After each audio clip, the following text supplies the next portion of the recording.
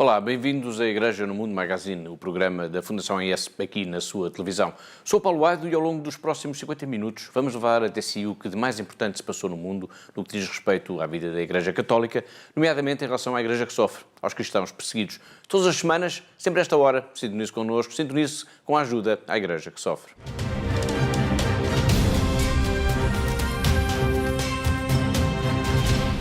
Hoje vamos ter um programa um pouco diferente do habitual, pois não vou poder contar com a companhia, aqui em estúdio, da Catarina, pois ela está neste momento em Roma para uma reunião internacional da Fundação AES, que tem um tema muito específico, a reconstrução da planície de Nínive. Mas já lá iremos.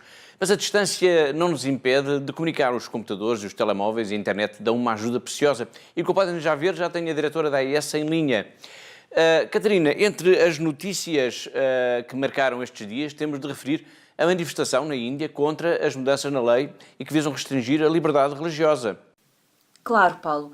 Foi no final da semana passada, no sábado, que cerca de 5 mil pessoas se manifestaram contra as mudanças na lei que vão afetar diretamente a liberdade das minorias religiosas no estado de Jharkhand, na Índia. Nessa manifestação que decorreu em Ranchi, estiveram presentes católicos, hindus, sikhs e muçulmanos. Todos protestaram, de forma pacífica, diga-se, pelas alterações na legislação que entraram em vigor no passado mês de agosto, nomeadamente no que diz respeito à lei anticonversão. Com estas alterações legais, Jharkhand torna-se no 9º estado indiano a introduzir normas penalizadoras para conversões religiosas, com exceção das que ocorrem, claro, para o hinduísmo. De facto, a lei agora prevê penas de prisão até 3 anos e multas de 5 mil rupias, cerca de 600 euros, para quem tentar converter alguém. Mas a manifestação visava também outra alteração prevista agora na lei. Sim, de facto, além da questão da lei das conversões, o Governo Regional alterou a chamada Lei das Terras, facilitando-se a partir de agora a aquisição das propriedades das populações tribais. Segundo alguns observadores, as duas emendas legais estarão relacionadas. Estarão relacionadas, pois facilita-se agora o caminho para a acusação de blasfémia a todos os que resistirem à venda.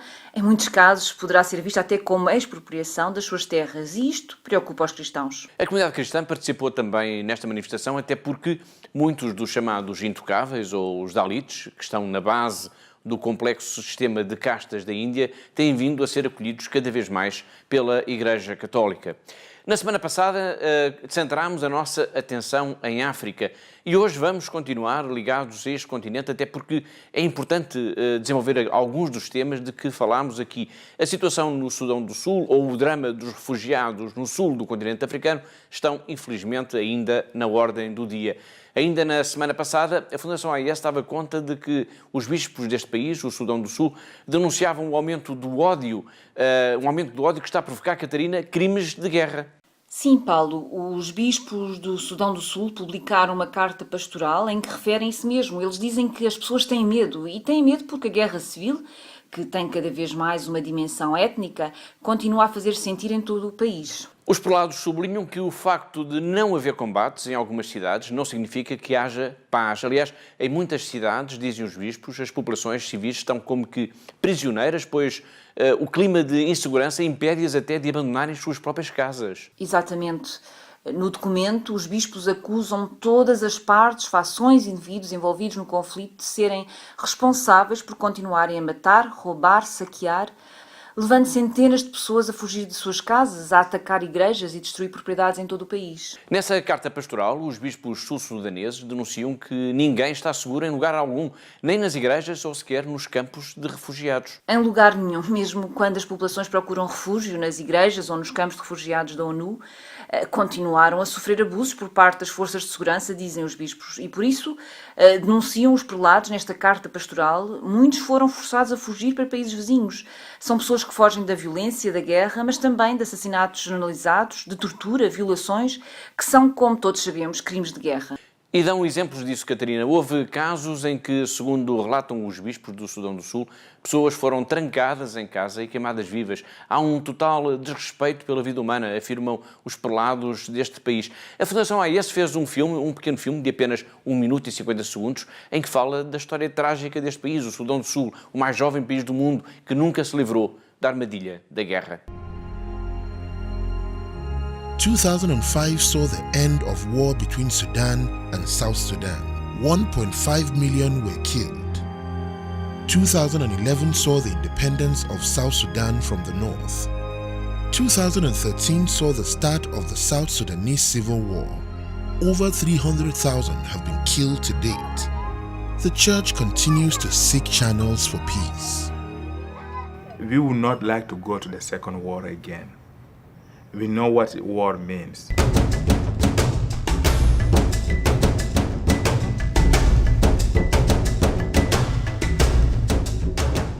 We need to be converted. We need to turn to God. Christians have to turn to our spirituality, and Muslims the same. And we use this spiritual value to change the course of things.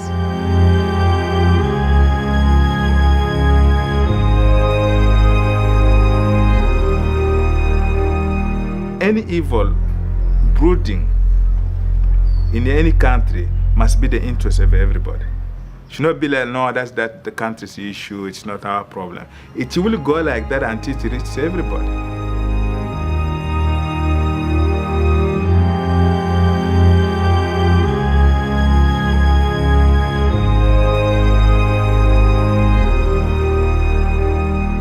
We need to care, we need to respect life, and put God in the center of what we do.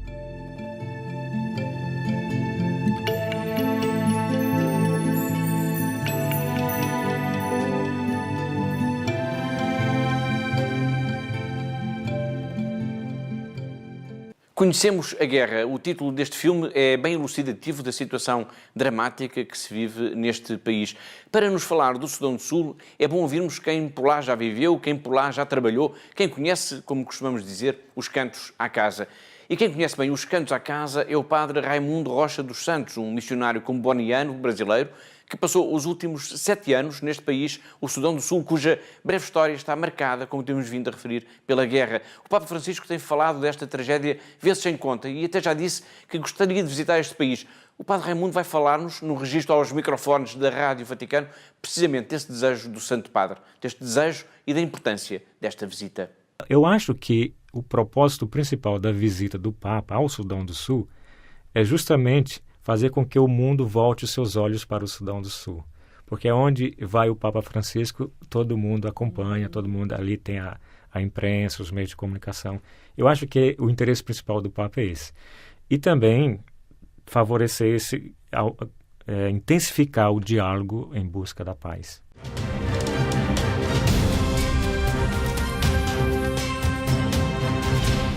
Continuando a nossa ronda pelo mundo da Igreja perseguida, pela Igreja que sofre, temos de falar agora no Iraque. Neste país, mais precisamente no Kurdistão, realizou-se no passado dia 25 o primeiro referendo para a independência desta região, no que foi já considerado por diversos países, como o Iraque e a Turquia, por exemplo, um erro terrível. Esta questão, a do referendo no Kurdistão, leva-nos a um dos temas principais do nosso programa de hoje e que também é a razão da presença em Itália da Catarina, a diretora da Fundação AES em Portugal. Trata-se da apresentação de um ambicioso plano para a reconstrução das igrejas e casas dos cristãos na planície de Nínive, no Iraque.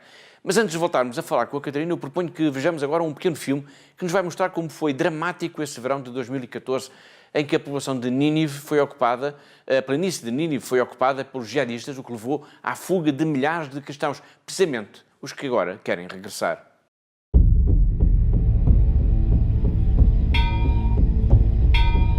Two house from Lebanon. He had 2 houses, but now there is nothing for them now. Just the cloth what they were wearing, they had to flee. ICS came and it was announced that all the people should leave or you should become Muslims. Or they have to pay taxes or they will be killed.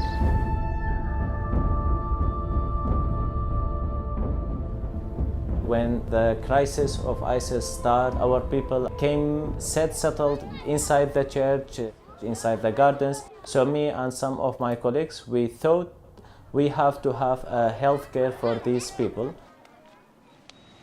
So just we started in these caravans at St. Joseph Charity Clinic. The people who are treating here are all IDPs, means the internally displaced people. So we are treating Christian, Muslims, Yazidi without any exception. 100 to 150 patients a day. The cases differs according to the season. Despite all this, we have some cases belonging to stressful condition. She's complaining of muscle pain and neck pain, but from her face you will look in anxiety. Most of the people, if you ask them what's your sickness, sometimes they'll tell you, I don't know, it's my head, it's my shoulder, it's my back pain, it's my sugar, it's my blood pressure. They used to have their jobs, they used to have their own houses, they used to have their own cars, they used to have their own life. Now they lost each and everything.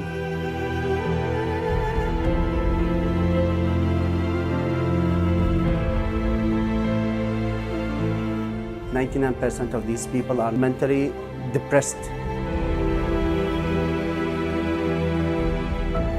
It's the reason of stress, and the stress will change to different types of diseases. Till now, we have 2,800 chronic patients who receiving from us chronic medicine on monthly basis, as we are the only center to dispense for these IDPs, refugee, the chronic medicine. Now they are poor, depending on the mercy of people who help them.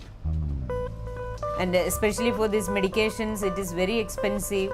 And for the chronic medication alone, we spend about $40,000 to $45,000 per month. The staff here all are volunteer. But if we don't have medicine, we cannot provide anything for the patient. Holy Spirit working through people. That's why I want to thank all benefactors and the people who are supporting us.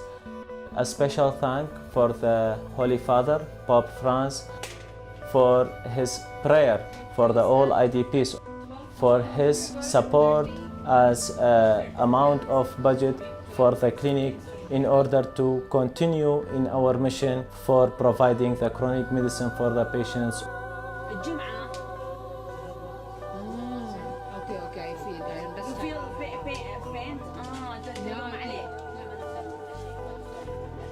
Good morning, Your Holiness. Thank you very much for the gifts which we have received through your pontifical charity organization, Aid to the Church in Need, which was dedicated to buy medicine for the Christian IDPs in Iraq, especially in Erbil. Thank you very much. You always ask us to pray for you. We pray for you, and we ask you to pray for us. Thanks again. Basi maraba.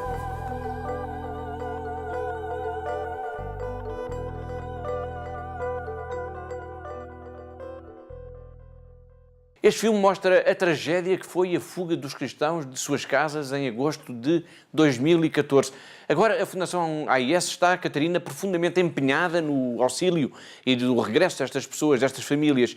E fez-se agora em Roma, precisamente, a apresentação de um ambicioso plano para a reconstrução das igrejas e casas dos cristãos da planície do Nínive, no Iraque.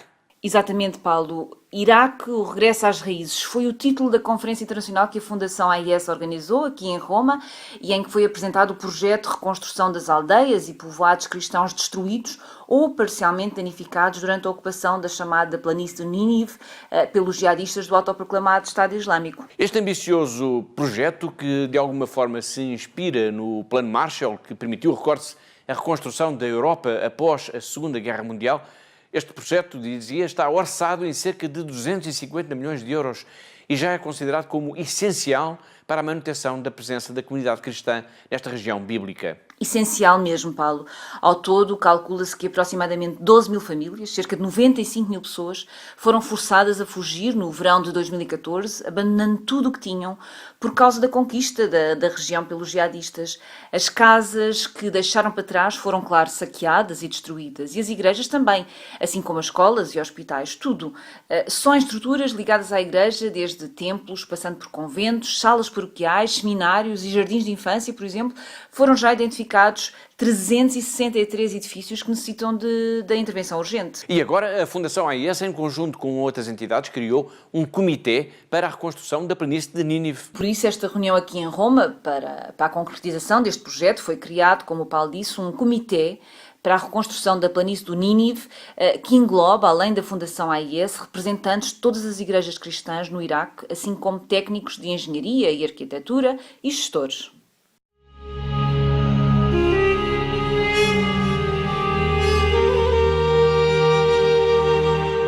Tree is a symbol of something which is permanent.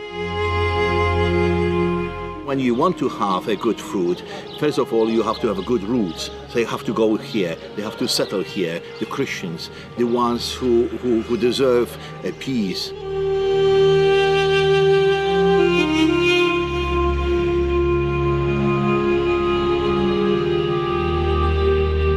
The roots has to go as well to the neighbors for reconciliation.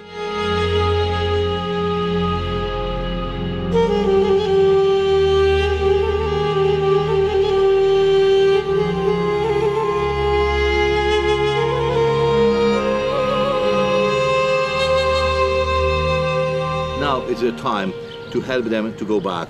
And the tree, it's the symbol and invitation, please go back to the roots.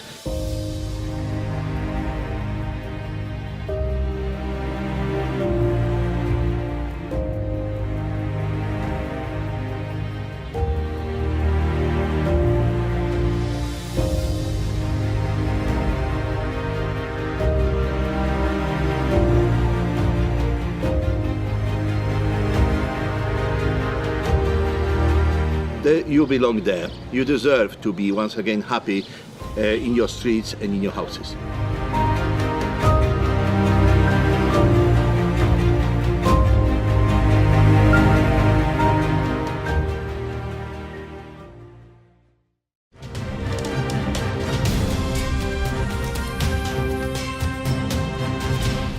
Este é o terceiro programa que levamos até si depois da peregrinação internacional da Fundação AIS ter trazido mais de 1000 benfeitores, amigos e colaboradores a Fátima entre os dias 12 e 15 de setembro. E preparámos para si algo de muito especial. É um pequeno filme, que também não é assim tão pequeno, pois tem cerca de 11 minutos, em que fizemos um resumo do que de mais significativo se passou ao longo destes 4 dias. Vamos ver.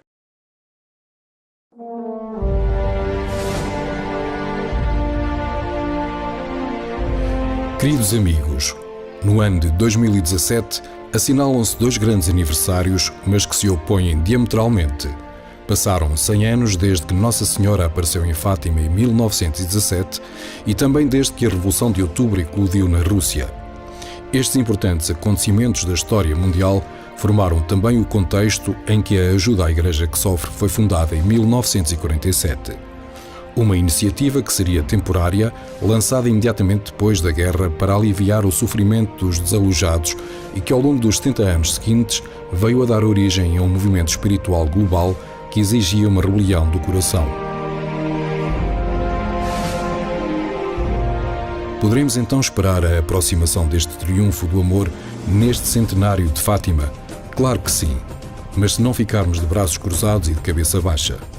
Com esta confiança, 2017 deverá ser um marco para nós. Como instituição pontifícia, a Fundação AIS gostaria de intensificar os esforços em ajudar a Igreja a levar o triunfo do coração ao mundo inteiro.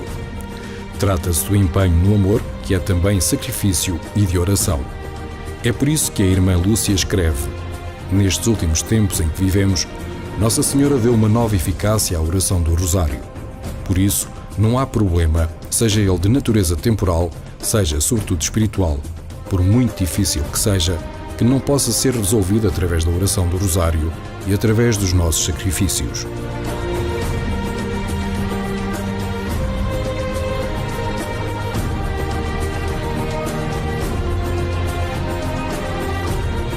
A AIS celebra o seu 70º aniversário durante o centenário das aparições de Nossa Senhora de Fátima. São 70 anos de uma aventura de amor junto da Igreja que sofre, que é perseguida, junto dos sacerdotes e religiosos que, tantas vezes de mãos vazias, continuam a levar a presença de Deus aos locais mais improváveis, junto das comunidades mais desprezadas e mais pobres. Durante estes anos, a Fundação AIS em todo o mundo tem procurado cumprir o sonho do seu fundador, o padre Berenfried van Straten, e estar presente onde a Igreja mais necessita de ajuda. Em Maria e na mensagem de Fátima, o padre Berenfried encontrou o seu refúgio e o de toda a humanidade. Durante toda a sua vida, amou fervorosamente a Mãe de Deus e suplicou sempre aos seus benfeitores, sede como crianças que chamam pela Mãe em agonia. Rezai o terço com a fé das crianças. O ano de 1967 foi particularmente celebrado pelo Santuário de Fátima e assinalava-se então a efeméride jubilar dos 50 anos das aparições. Assim, o padre Berenfried consagrou a ajuda à Igreja que sofre a Nossa Senhora de Fátima no dia 14 de setembro de 1967.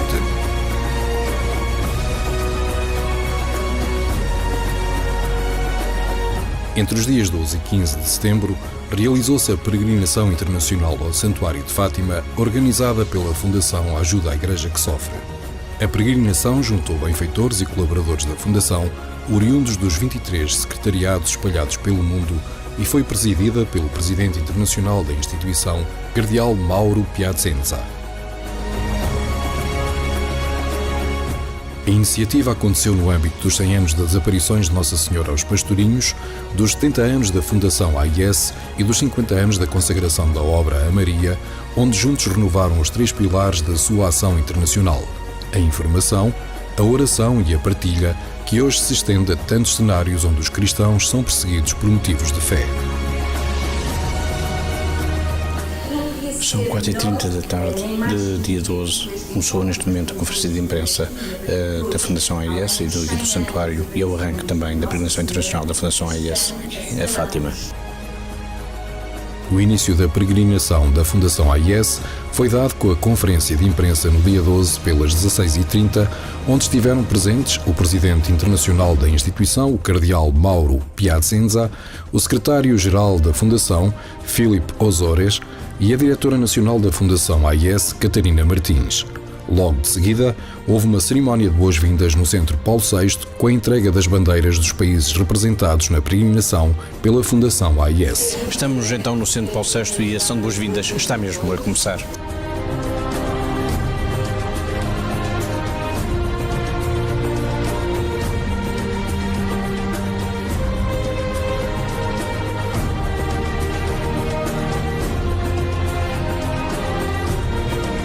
Às 18h30, na Capelinha das Aparições, o cardeal Mauro Piacenza presidiu a cerimónia de abertura da peregrinação internacional, onde estiveram presentes colaboradores e benfeitores da Fundação AIS.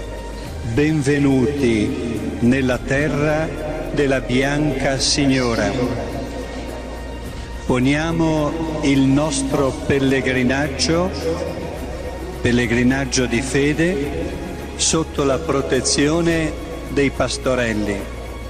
Ci aiutino loro a comprendere l'autentico messaggio di Fatima, a sintonizzarci spiritualmente sui battiti del cuore immacolato di Maria e ad entrare nel realismo della consacrazione. Às 21h30, na Capelinha das Aparições, aconteceu o momento alto do dia, onde os benfeitores da Fundação AIS, junto com todos os peregrinos presentes no recinto do santuário, participaram na recitação do Rosário e, logo de seguida, na procissão de velas e puderam também participar na missa presidida pelo cardeal Mauro Piacenza.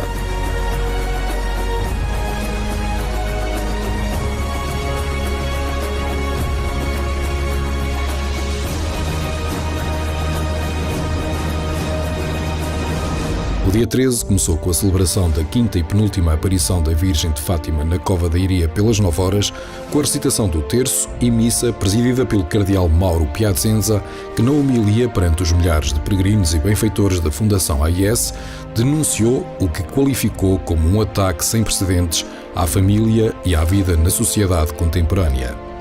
Falou ainda de uma destruição cultural da família, convocando os peregrinos a resistir com a força da fé e da caridade. Que em todo o mundo foi desencadeado qual último assalto do maligno. Este violento ataque à família é sem precedentes na história, tanto de um ponto de vista cultural como sob os aspectos jurídicos e comprese nele aquilo que para o dragão do Apocalipse, ou seja, o demônio é anticriação. Em que consiste, então, esta anticriação? Deus criou o homem à sua imagem e semelhança e pô-lo nessa irrenunciável relação de unidade dual entre homem e mulher, que é pressuposto indispensável para a vida. Às 18 horas do dia 13, no auditório do Centro Paulo VI, os benfeitores presentes em Fátima tiveram o privilégio de assistir ao concerto Mater Dei, interpretado pela soprano Teresa Cardoso Menezes, onde apresentou temas do seu quarto CD com especial destaque para a Ave Maria de Albioni e o fado Maria, Mãe de Jesus. E assim passo a apresentar a cantora lírica Teresa Cardoso Menezes e agradecer do fundo do coração este concerto que nos vai proporcionar. Como podem ver, começou agora o concerto de Teresa Cardoso Menezes e com ele chegamos ao fim do penúltimo dia da peregrinação da Fundação AIS, da Fátima.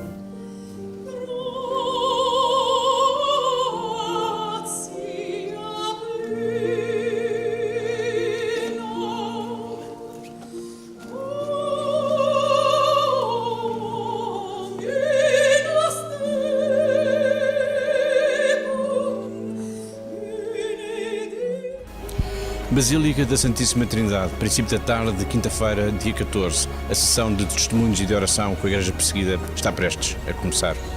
No dia 14 celebrou-se o dia da consagração da Fundação AIS a Nossa Senhora de Fátima pelo padre Werenfried em 1967. 50 anos depois, a inspiração e a proteção de Maria continua a ser uma constante nos múltiplos trabalhos assumidos pela obra Ajuda à Igreja que Sofre. Este foi um dia especial, pois estiveram benfeitores da Fundação AIS provenientes de todo o mundo. O ponto alto foi o momento da adoração ao Santíssimo Sacramento na Igreja da Santíssima Trindade em Fátima, seguido de um momento de testemunhos e oração. Às 17h30 foi o momento da recitação do Rosário, terminando com a missa presidida pelo cardeal Mauro Piacenza. No final da Eucaristia, os benfeitores e colaboradores da Fundação AIS tiveram um momento de confraternização.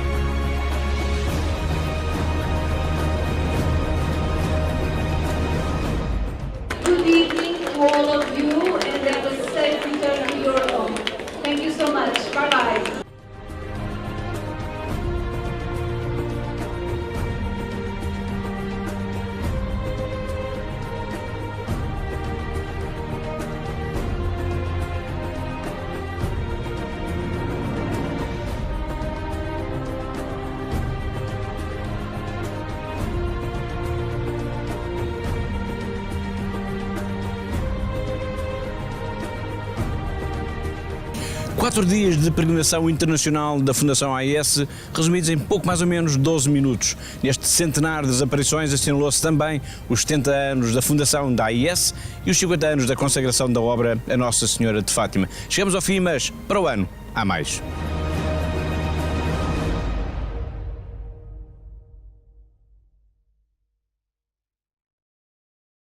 Um dos momentos altos da peregrinação, de que vimos aqui um pequeno resumo, foi o dia destinado aos testemunhos da Igreja Perseguida, da Igreja que Sofre. Um desses testemunhos foi do Bispo da Diocese de La Guaira, na Venezuela. Já lá iremos. Para já, vamos ver a primeira parte da entrevista que fizemos em exclusivo com o Arcebispo de Lviv, na Ucrânia. Este prelado, Dom Mokriski Mieszklau, falou-nos da sua ligação muito próxima com São João Paulo II, de quem foi secretário pessoal entre os anos de 1996 até à sua morte em 2005. É um testemunho fascinante. Vamos ouvir. É a primeira parte. Come segretario di Giovanni Paolo II dal 96 fino alla sua morte, fino al 2005. Per me era un grande privilegio. Giovanni Paolo II per me era un grande Papa che amava tanto la Chiesa, era anche per me un Papa mariano, cioè quello che aveva grande devozione alla Madonna, anche nella sua invocazione aveva totus tuus. E sempre nei giorni del giorno della settimana di sabato veramente era un uomo diverso, era più allegro, più tranquillo. E questo ho osservato. Una volta ho chiesto alla suora che stava dall'inizio con Santo Padre, Suor Tobiana, ma lei si è accorto che Giovanni Paolo II, il sabato, è sempre un uomo diverso. E lei ha detto, sono contenta che anche lei ha visto questo, perché io dall'inizio mi sono accorta che il giorno del sabato, giorno dedicato alla Madonna, lui è molto diverso. Era un uomo che veramente amava tutta la Chiesa, che voleva bene al tutto il mondo e voleva che veramente tutti gli uomini avranno la pace nel loro cuore, avranno la vita tranquilla e possono vivere tranquillo e bene in ogni giorno. Foi fácil ser secretário di João Paulo II?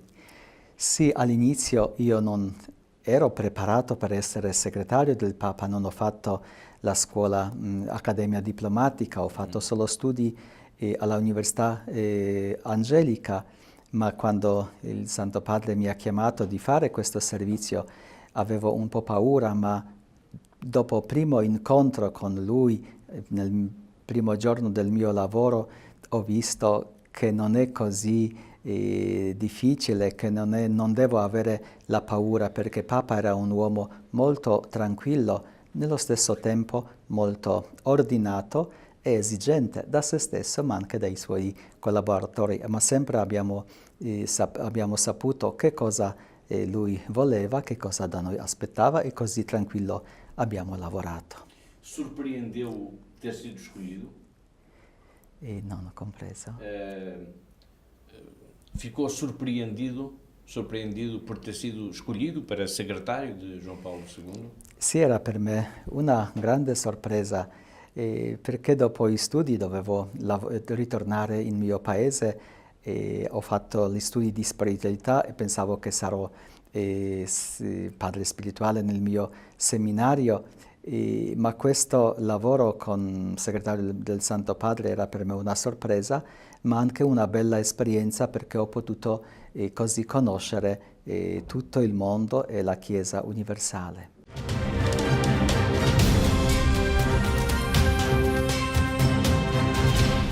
Foi o arcebispo de Lviv, Dom Mokriski Mieczysław, na primeira parte da entrevista que concedeu em exclusivo ao nosso programa.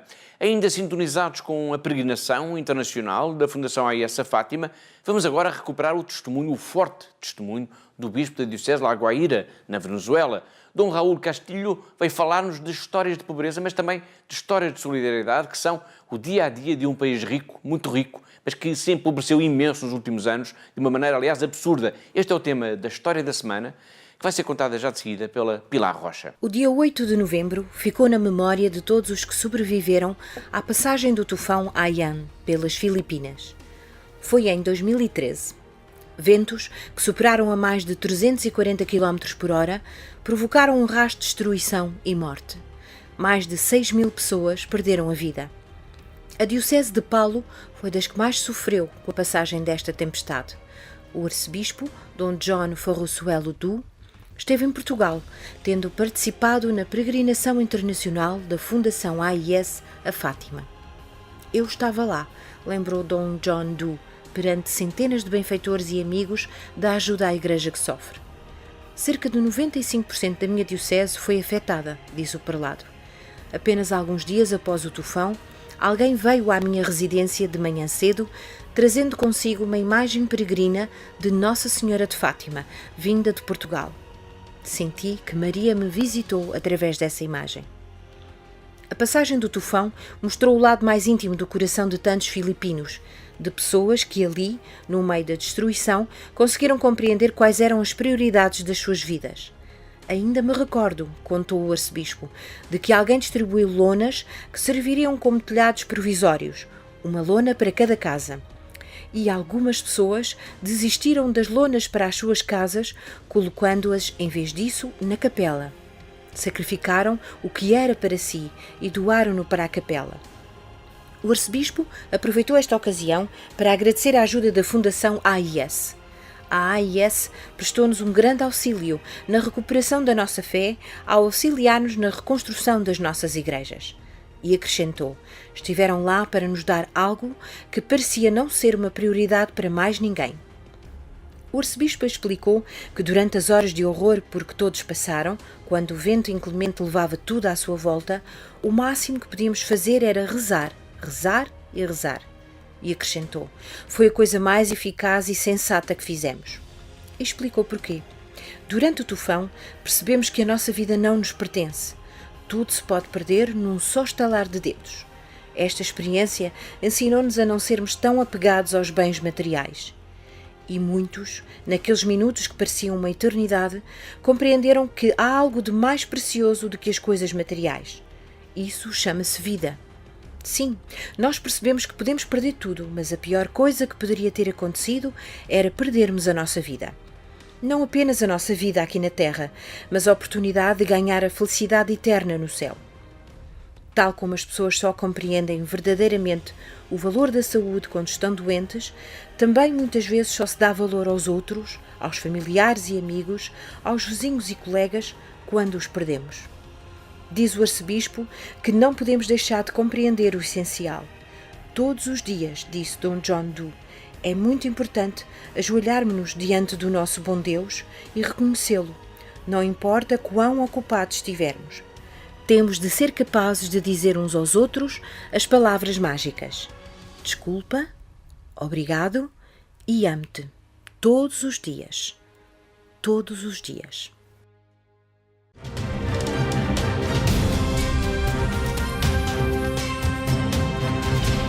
Esta história, que fala de desespero, mas também de solidariedade, leva-nos a olhar para os mais necessitados com bondade.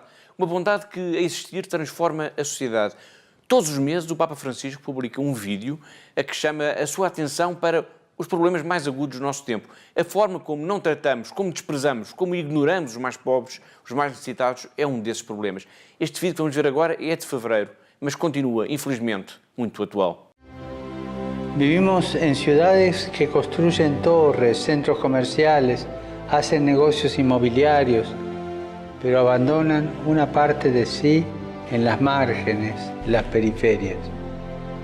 Como consecuencia de esta situación, grandes masas de la población se ven excluidas, se ven marginadas, sin trabajo, sin horizontes, sin salida. No los abandones.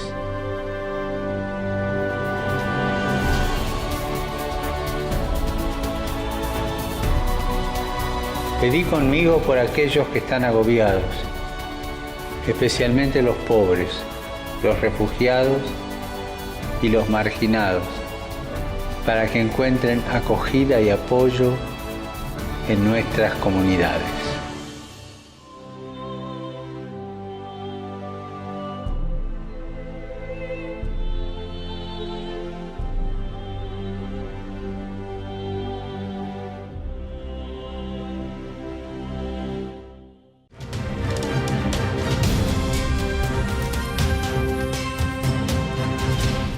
Na nossa viagem semanal pela igreja perseguida, pela igreja que sofre, temos uma paragem obrigatória. É em Cara, no mosteiro de São Tiago Mutilado, na Síria, muito perto da fronteira com o Líbano.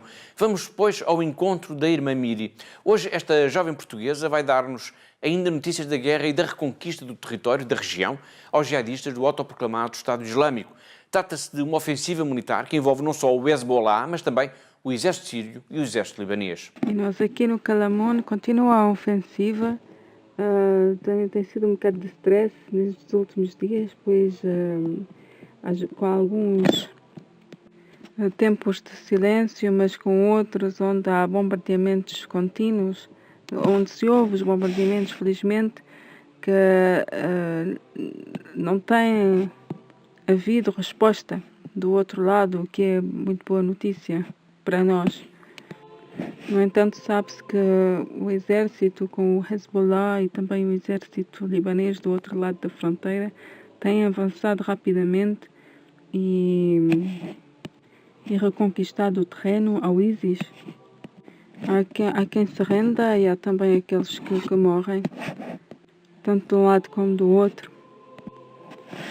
Estavam à espera que esta ofensiva fosse difícil, pois ambos os exércitos tinham que subir à montanha. ISIS estava no alto das montanhas e tinha pois a vantagem de ver e de poder bombardear, de matar muitos soldados, mas não foi assim que se passou. Eles estão a avançar muito rapidamente, o que encoraja muito toda a gente. Peço-vos, pois, a vossa oração por todo o povo e por todos estes rapazes novos que são obrigados a ir para a frente de combate e muitas vezes a ir deixar a vida ou a ficar feridos para toda a vida. E também pelas suas mães, pelas suas famílias que raramente os veem, ou pelas mulheres que ficam viúvas e com filhos para criar.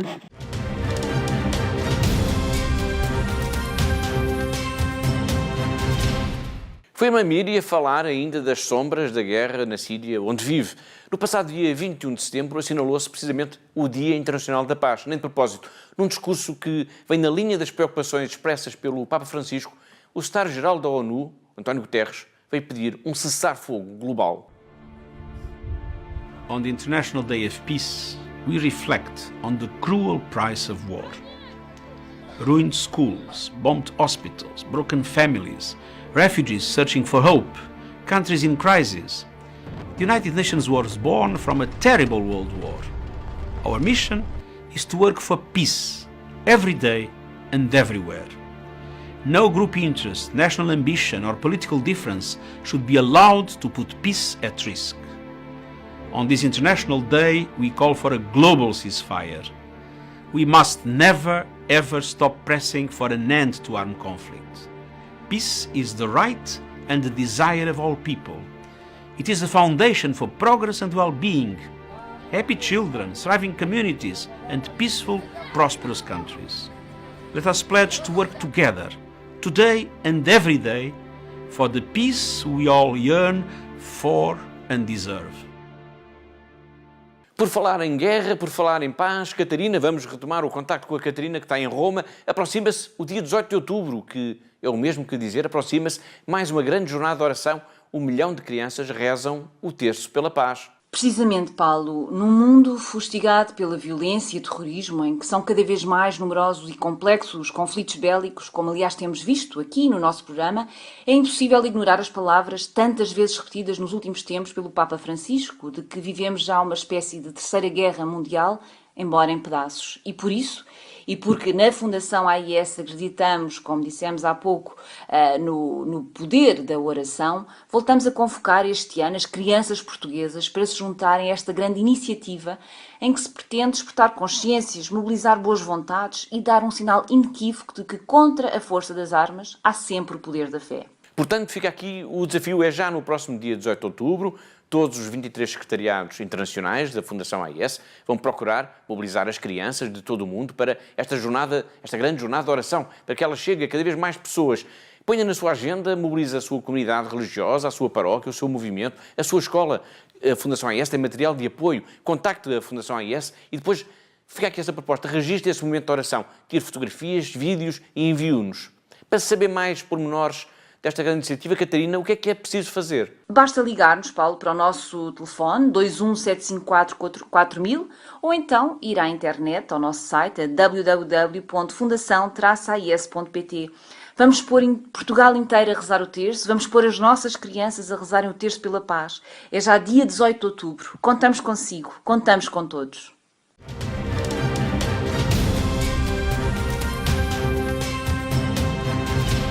O nosso programa está quase a chegar ao fim e por isso vamos já, sem demoras, ver os tweets que o Santo Padre publicou esta semana na internet e que são desde há muito também uma presença regular aqui, a Igreja no mundo.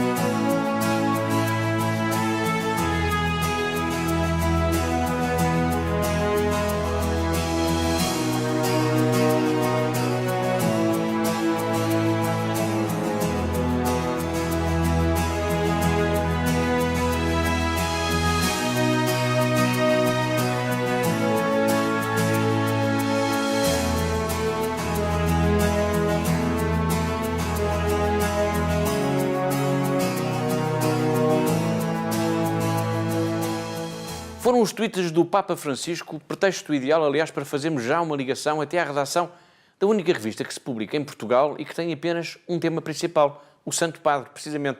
Na redação de O Meu Papa está a Clara Raimundo. Olá, Clara. Olá, Paulo.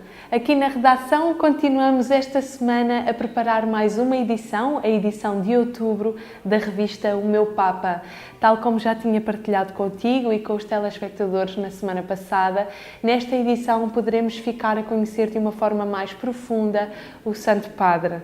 Não só vamos regressar à sua infância, vamos visitar as escolas que ele frequentou e descobrir se era ou não um bom aluno, como vamos também, por exemplo, descobrir o significado do seu brasão e dos símbolos que o compõem e perceber de que forma é que ele nos pode ajudar também a conhecer melhor o Papa. Vamos ainda desvendar qual é que é a sua pintura, o seu quadro favorito. Vamos descobrir a história por trás dessa pintura e qual a origem desta paixão do Santo Padre. E vamos também falar sobre um tema mais delicado, o tema da pedofilia, isto numa altura em que o próprio Papa prometeu reagir com medidas fortes para com todos aqueles padres que cometam este tipo de crimes. Por hoje é tudo. Na próxima semana conto-te mais pormenores sobre esta nova edição. Até lá, Paulo. Obrigado, Clara, e até para a semana. Foi a diretora da revista O Meu Papa a dar-nos conta dos temas principais da revista que está quase a chegar às bancas. Estamos também nós mesmo a chegar ao fim do nosso programa, mas vamos ainda sintonizar a nossa atenção no Papa Francisco, que numa das suas mais recentes mensagens nos interpela a todos a sermos mais próximos uns dos outros, logo a começar na própria paróquia. Las parroquias tienen que estar en contacto con los hogares, con la vida de la gente, con la vida del pueblo. Tienen que ser casas donde la puerta esté siempre abierta para salir hacia los demás. Y es importante que la salida siga una clara propuesta de fe. Se trata de abrir las puertas y dejar que Jesús salga afuera con toda la alegría de su mensaje.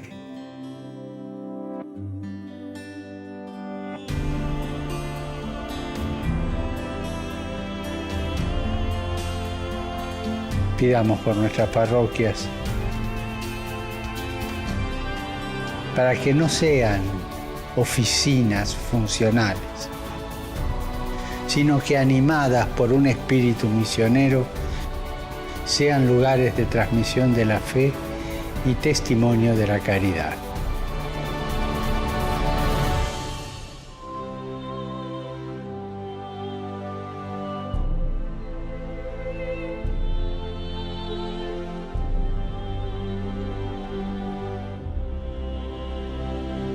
E assim, com este desafio do Papa Francisco, chegamos ao fim de mais um Igreja no Mundo Magazine, o programa da Fundação AIS, aqui na sua televisão. Em nome de toda a equipa que pensou, produziu e levou até si este programa, despeço-me com amizade. Até à próxima semana, até ao próximo Igreja no Mundo Magazine, se Deus quiser.